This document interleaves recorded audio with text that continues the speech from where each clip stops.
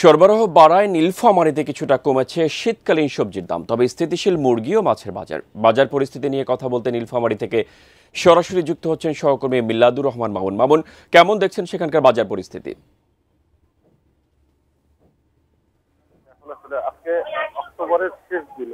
শেষ দিন অর্থাৎ শীত একেবারে দ্বারপ্রান্তে চলে এসেছে এবং এই নীলফামারীর যে বাজারগুলো আছে সেই বাজারে কিন্তু বিভিন্ন ধরনের সবজি উঠেছে।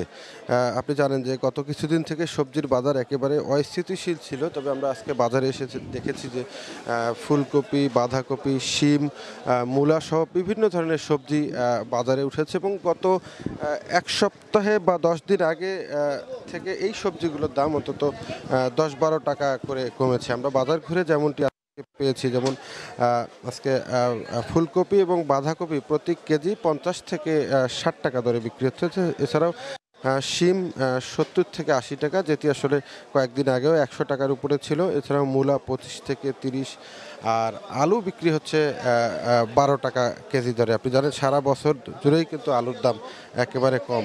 স্পেশাল আপনার মানে মজা কিছু, তাই আমার সিক্রেট ম্যাগি স্বাদে ম্যাজিক ফ্রম নেসলে।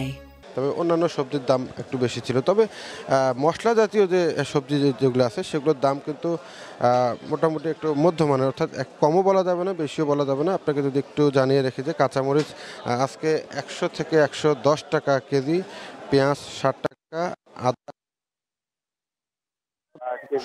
80 থেকে 90 টাকা কেজি দরে বিক্রি হচ্ছে। আপনি জানেন যে আজকে শুক্রবার কিন্তু বাজারে প্রত্যেকটা পণ্যের দাম একটু বেশি থাকে, কারণ এই দিনটা যারা চাকরিজীবী আছেন তারা বাজার করেন। আমরা আসলে এছাড়াও ডিমের বাজার খোঁজ নিয়েছি। ডিমের বাজারে কিন্তু গত সপ্তাহে যেটি